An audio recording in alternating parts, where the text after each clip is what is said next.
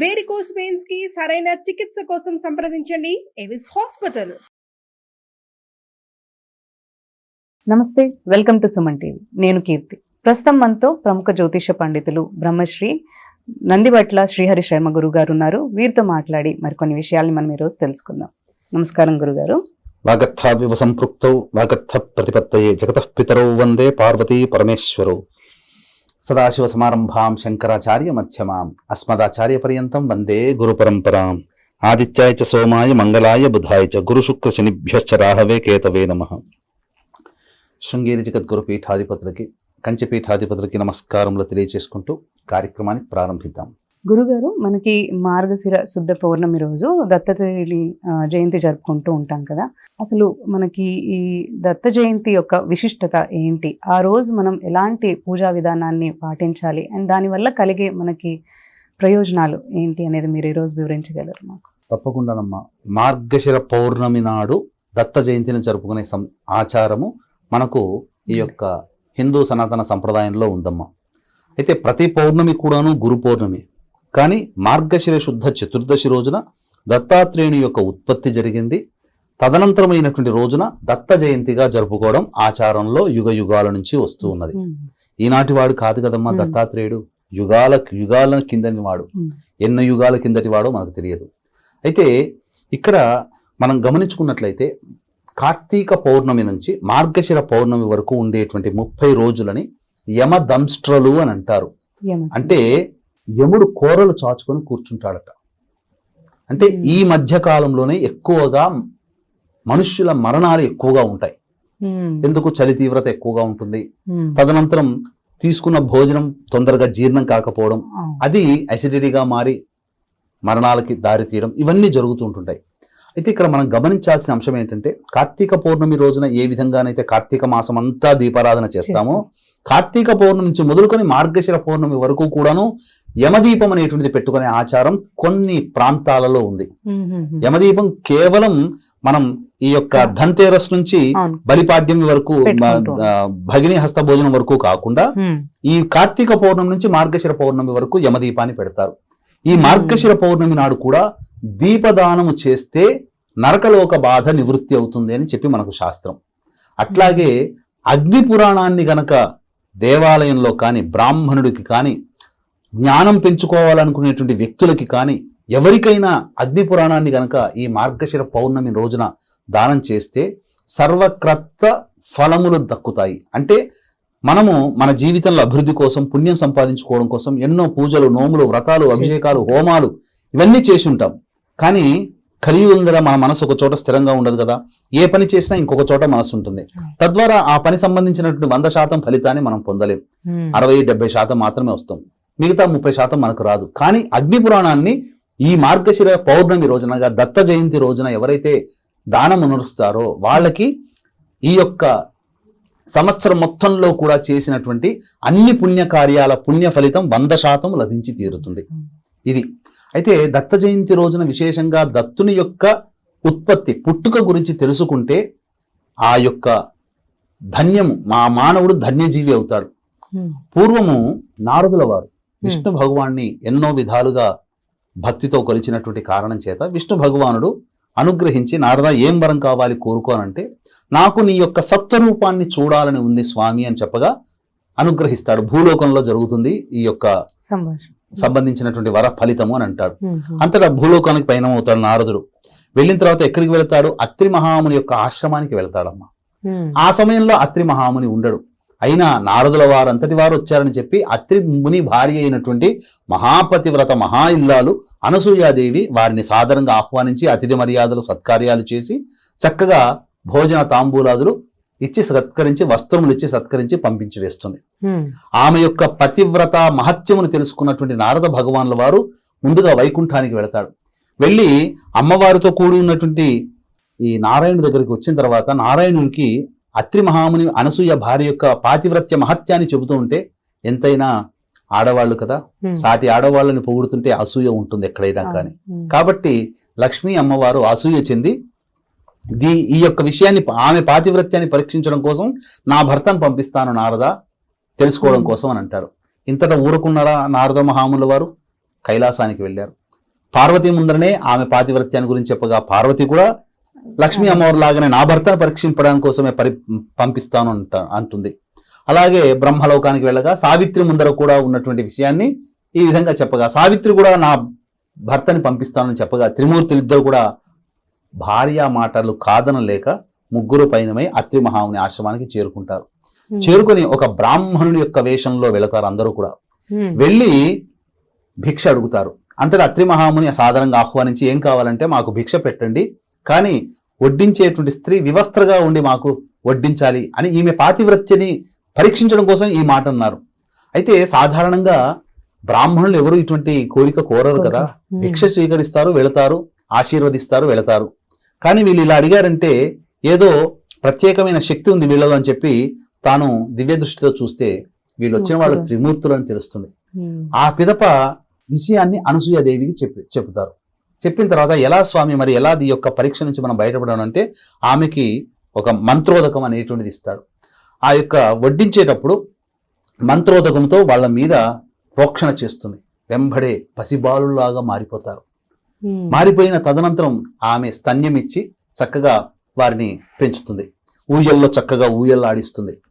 తరువాత ఈ యొక్క విషయాన్నంతా చూసినటువంటి నారద మహాముల వారు ముగ్గురికి చేరవేశాడు. మీ భర్తలు ఇద్దరు చిన్నపిల్లలు అయిపోయారు, అసలు రూపం లేదనగా పరుగున వచ్చి అత్రి మహాముని భార్య అయినటువంటి అనసూయాదేవిని వేణోళ్ళ వేడుకున్నారు. నా భర్తలు మళ్ళీ నాకు తిరిగిప్పించమ్మా, తప్పైపోయింది, నిన్ను పరీక్షించాలని వచ్చాను, నువ్వు మహాపతివ్రతవి అని చెప్పి ముగ్గురు స్త్రీమూర్తులు అనగా లక్ష్మి, పార్వతి, సరస్వతి ముగ్గురు కూడా ఈ ముక్త కంఠంతో చెప్పగా అంతటా అత్రి మహాముని దగ్గర తీసుకున్న మళ్ళీ మంత్రోదకం చల్లగా త్రిమూర్తులు మళ్ళీ ప్రత్యక్షమవుతారు. ఆ తదనంతరం అప్పుడు ఈమె పాతివ్రత్యాన్ని మెచ్చినటువంటి త్రిమూర్తులు అత్రి మహాముని దంపతులకి వరమిస్తారు. ఏం కావాలన్నా కోరుకోనంటే మీరు మాకు పిల్లలుగా జన్మించండి చాలు అని అంటారు. అంతటా దైవ సంకల్పం కదా, విష్ణు యొక్క అంశగా దత్తాత్రేయుల వారు జన్మించారు. రుద్రుని అంశగా దూర్వాస మహాముని జన్మించాడు. బ్రహ్మ అంశగా చంద్రుడు జన్మించాడు. ఈ విధంగా త్రిమూర్తి అంశంతో ముగ్గురు జన్మించారు. ఈ విధంగా దత్తాత్రేయుని యొక్క అవతారము బుధవారము రోజున మాఘశుద్ధ చతుర్దశి రోజున కృత్తికా నక్షత్రంలో జన్మించడం జరిగింది. కాబట్టి కృత్తికా నక్షత్రం అనేది వీక్షించేటువంటి ప్రేక్షకులు ఏమాత్రం భయపడాల్సిన అవసరం లేదు. సాక్షాత్తు దత్తాత్రేయుడి యొక్క జన్మ నక్షత్రమే కృత్తికా నక్షత్రము. కాబట్టి ఈ యొక్క దత్తాత్రేయ జయంతి రోజున కొన్ని పరిహారాలు గనక పాటించినట్లయితే సంపూర్ణముగా ఈ యొక్క దత్తుని అనుగ్రహం కలుగుతుంది. రెండు పరిహారాలు, ఒకటి సమయం ఉండి చేసుకోగలిగే పరిహారం తెలియచేస్తాను.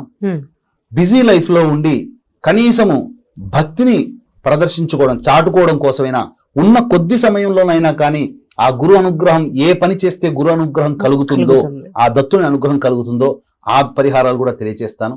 వీక్షించేటువంటి సుమ టీవీ ప్రేక్షకులకి మనవి, ఈ యొక్క దత్త జయంతి సందర్భంగా మహామహిమాన్విత కాశీక్షేత్రములో జాతకరీత్యా కలుగు విద్య, వివాహ, ఉద్యోగ, దాంపత్య, సంతాన, అనారోగ్య సమస్యల నివారణకి మరియు గోచార రీత్యా వృషభ, మిథున, కర్కాటక, సింహతుల, వృశ్చిక, మకర, కుంభమీన రాశిలో జన్మించిన వారికి శనిదోష పరిహారార్థమై సర్వదోష నివారణ పూజల హోమాలు డిసెంబర్ 15వ తారీఖు రోజున దత్త జయంతి సందర్భంగా కాశీక్షేత్రంలో మధ్యాహ్నం 3 గంటలకి ప్రారంభమవుతుంది. ఈ కార్యక్రమంలో పర్ హెడ్ 1500 రూపాయలు పెట్టి నమోదు చేసుకోవచ్చు. అవకాశం ఉన్న వాళ్ళు కార్యక్రమ తదనంతరం కాంటాక్ట్ చేసి మీ గోతనామాలు నమోదు చేసుకోవచ్చు. ఇక ఏమా పరిహారాలు, ఈ దత్త జయంతి సందర్భంగా మనకు ఆదివారమే కలిసి వచ్చిందమ్మా. కాబట్టి అందరికీ సెలవు దినం. కాబట్టి అవకాశం ఉంటే సూర్యోదయ పూర్వమే కాలకృత్యాదులు తీర్చుకొని చక్కగా ఔదుంబర వృక్షం మీకు దగ్గరలో ఉంటే ఔదుంబర వృక్షం లేదా రావి చెట్టు, అశ్వత్థ వృక్షం, ఈ 2 వృక్షముల కింద కూర్చొని తూర్పు వైపు ఫేస్ పెట్టి ఆ రోజంతా కూడా గురు చరిత్ర పారాయణం చేయాలి. ఉపవాసం ఉండి సాయంకాలం ఆ యొక్క శివాలయంలో కానీ విష్ణు దేవాలయంలో కానీ వెళ్ళి అర్చనాభిషేకాదులు జరిపించుకొని చంద్రుడిని, నక్షత్రాలని చూసి ఇంటికి వచ్చి భోజనం చేస్తే సరిపోతుంది.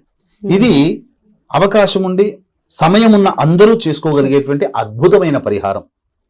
ఇక ఆ రోజున మధ్యాహ్నం సమయంలో అన్నదాన కార్యక్రమం చేయవచ్చు. శనగలు, ఉడికించిన శనగల్ని పంచవచ్చు, చాలా విశేషం. లేదా శనగపిండితో చేసినటువంటి తీపి మిఠాయిలు, స్వీట్స్ ని పంచవచ్చు. ఇది అందరూ చేసుకోగలిగేటువంటిది. సామాన్యంగా ఎక్కువ సమయం లేదు, మాకంత బిజీ స్కెడ్యూల్ ఉంది అనుకున్న వాళ్ళు చిన్న పరిహారం ఒకటి చెబుతానమ్మా, అది చేసుకోవచ్చు. ఎటువంటి పరిహారం అంటే నవగ్రహాల చుట్టూ స్నానం ఆచరించిన తర్వాత నవగ్రహాల చుట్టూ శివాయ నమః అంటూ 27 ప్రదక్షిణలు చేసి ఈ నవగ్రహాల్లో ఉత్తరం వైపు ముఖం పెట్టి చూస్తున్నటువంటి గ్రహం ఏదంటే అది గురుగ్రహం. ఆ గురుగ్రహానికి ముందు రోజు నానబెట్టినటువంటి 108 శనగల దండమాలని ఆ గురుగ్రహానికి వేసి మేడి పూలతో కానీ లేకపోతే ఈ యొక్క సంబంధించినటువంటి పసుపు రంగు పుష్పాలతో ఆ గురుగ్రహానికి అర్చన చేయాలి. గురుగ్రహ అర్చన. తదనంతరం శనగపిండితో చేసినటువంటి స్వీట్ నైవేద్యంగా పెట్టాలి. ఈ విధంగా చేయాలి. కానీ చాలా మంది చేసే తప్పేంటంటేనమ్మా, గురు పౌర్ణిమ అని అంటే, వ్యాస పౌర్ణిమ అంటే వ్యాసుణ్ణి శంకరాచార్యుల వారిని కొలవాల్సింది పోయి, ఈ యొక్క దత్త జయంతి అంటే అసలైన దత్తుడు వదిలిపెట్టి బాబాల ఆశ్రమాల చుట్టూ హారతులు భజనలు చేసుకుంటూ చేస్తున్నారు. నరకం. ఇది కలియుగం కదమ్మా. పుణ్యం ఊరికే వస్తుందా? ఇటువంటి చెత్త పనులు చేసుకుంటే పుణ్యం వస్తుందా? పాపమే వస్తుంది. కాబట్టి చాలా మంది చేసే తప్ప ఏంటంటే, మనుష్యులుగా పుట్టి మలమూత్ర విసర్జనలు చేసినటువంటి దేహము కలిగినటువంటి మానవులని బాబాలుగా గుర్తిస్తూ ఆ బాబాల ఆశ్రమాల చుట్టూ తిరిగి బాబాలకి పాదపూజలు చేసుకుంటూ బాబా మందిరాలకు వెళ్ళి ప్రార్థనలు చేస్తూ విలువైనటువంటి సమయాన్ని అంతకు మించినటువంటి భక్తి అనుకుంటున్నారు. అది భక్తి కాదమ్మా, అది పిచ్చి.